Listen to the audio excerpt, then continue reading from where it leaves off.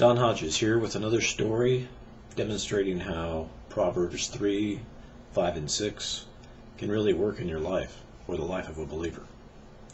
We're going to call this story Finding Jeff.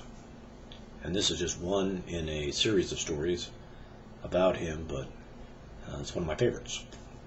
Now, my stepson Jeff, he was a heroin addict for probably about a year and a half, and then went to jail, got out, worked for a company for about 5 years, stayed clean and sober, was doing great, met a neat Christian girl, got married, and had to have surgery on one of his legs, which turned into a use of a pain pill and eventually doubling up on those prescriptions and finding himself hooked on pain pills and then converting to heroin after that.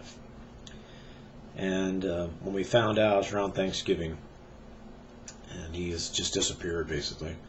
And a bunch of his friends were going to try to find him, so they were like combing the streets of these cheesy hotels downtown. And I said, you know, you'll never find him. If he doesn't want to be found, you're never going to find him. So they would look anyway, and after a couple of weeks, nobody found him. We didn't know where he was. All we could do really was just keep praying that God would protect him and his wife wouldn't freak out. And it was just a very difficult time. Well, there was one Sunday morning when I woke up and I just had this sense from the Lord to go look for him. And so I got dressed, got in my car, and headed out. My wife was still asleep, so she didn't even know what I was doing.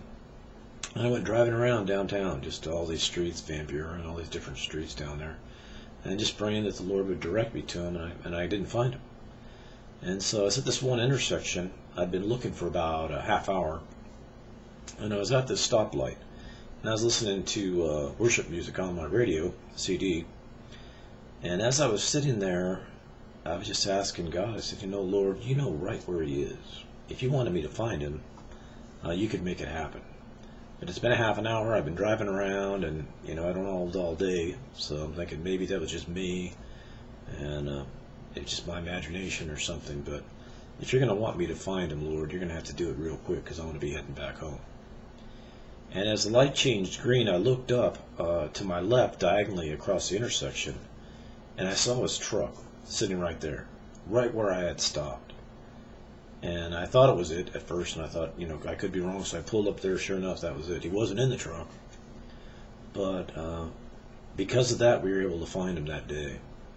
And he wasn't ready to, you know, quit or get clean at that point, but at least we knew where he was, and we knew he was okay.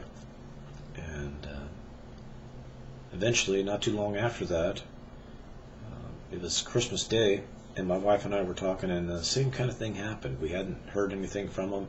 He was still out on the street, and I said, you know what, let's just go take another look for him. So we started driving around on Christmas morning, and we didn't find him. Same kind of deal. We were just about ready to head back, and my wife and I were praying the same kind of thing.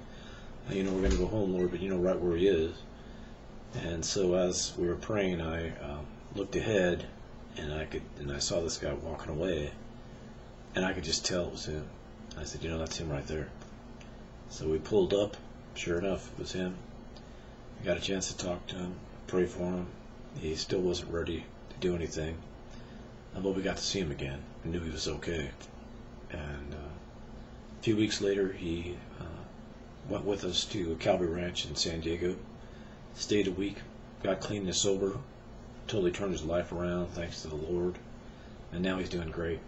2 really awesome grandkids we have because of him and his wife, and the Lord just really blessed him. But let me tell you, when it comes to God leading you, he really can direct your paths, and God knows everything, and he cares about everyone. And I'm just so thankful that he cared enough to rescue Jeff, and we just love the Lord. So God bless you.